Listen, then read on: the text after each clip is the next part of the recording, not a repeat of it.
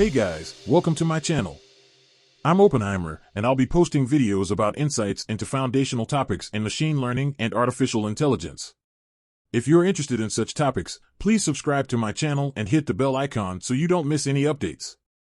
Today, let's start with something very basic topic. Regression. Most of the time, explainers start by showing things like this: each input, x, y, has a corresponding output z. Our task is to find the plane that best fits these points. Here, the term best is defined in some sense, for example, the plane that's the best minimizer of MSE or least squares. In this video, we will take a broader and more probabilistic viewpoint. We will investigate each assumption that went into making this model and see what happens if we don't pick those particular assumptions. The main idea behind the probabilistic view is that for a single input, we don't just have a single output. The output varies and is random with some distribution. So now, our problem turns into predicting a distribution of output for a given input x, but how can the model output a distribution? Pause here and think for a moment. Most of the distribution have parameters, right? For example, Gaussian distribution is fully defined by just its mean and variance. So, we can make our model to output just the parameters of a pre-assumed distribution. We pick the distribution of y given x, based on the type of y, whether it's a categorical or numerical, etc. This flowchart gives some choices of distributions. Remember, if we don't pick a right assumption, the resulting model will be suboptimal.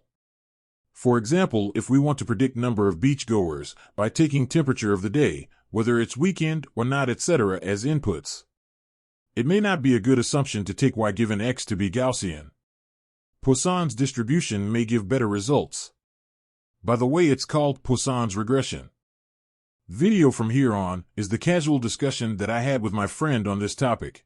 So these params are functions of x, but what kind of function? Is it linear, non-linear, or what? So the thing is again a modeling choice, right? For simplicity, we can either take it to be linear. Okay, linear. Suppose if we take it to be linear, I can say it's some weight matrix times of x. Gives me for case of this linear regression. In that, by linear we mean that that mu that we have, right? Just a minute. So the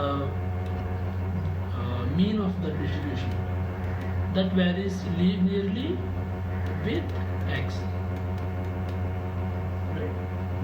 So if it's Gaussian, okay, we already have one assumption that it's Gaussian. Okay, and second thing is that the mean is linear in x. But we have one more freedom of choice, right? This mu, is it a constant or is it a function of x or not? Suppose if we assume it to be function of x, and then again we should think, is it what kind of function? Is it a linear? Is it increasing linearly with x, or is it some random function? Again, we have to think about it. So that's again a modeling choice. So let's see some examples. Like say, let's see this data. Okay, if we have a data like this, then assuming the mean to be linear in x makes sense, right? So with x, the mean is changing linearly, increasing linearly. But if you have a data like this, so it's some kind of non-linear thing. So it's again, we have to validate our assumption whether it's suitable for it. So I tried to just create some data points where that variance is not constant. Okay. I have three cases where first, the mean is linear in x, but the variance is constant, right? We call it homoscedastic. So we call it homoscedastic case. Okay, see here, the variance is just increasing. So for small x's there is no variance. But if you pick a x that's larger, variance is very large. So in this case, if you take a assumption that it's homoscedastic, if you take that assumption, you get a model that's suboptimal, right? Because you're not taking one thing into account. So here I tried something else. So can you guess it? Like, what do you think is this? How I created this data? It is the variance that you are taking as sine square. Yeah. Is it? Yeah. So simple to guess. It's already on the table. Yeah, I should have just not put there. So yeah, here variance is first 0, I mean very less, and again at this value of x, variance is again less. At this values of x, variance is very less, right? So variance is periodic. So some periodic function I have used here. So again, this is to illustrate that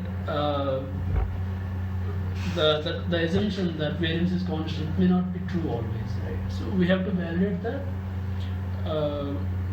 by looking into our data.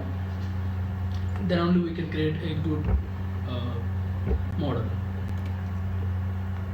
Okay, we covered almost all of it today. So I want to cover 2 more things about regularization also. So the main idea of regularization, okay, I don't cover it all of it, but I just give you the main idea. So adding something like L1 regularization, we can think of it like adding a prior on model parameters, right? Here for a plane, model parameters are what? A comma b, the normal vector of the plane, right? If we take L1 loss, that means we are assuming these model parameters to be Laplacian.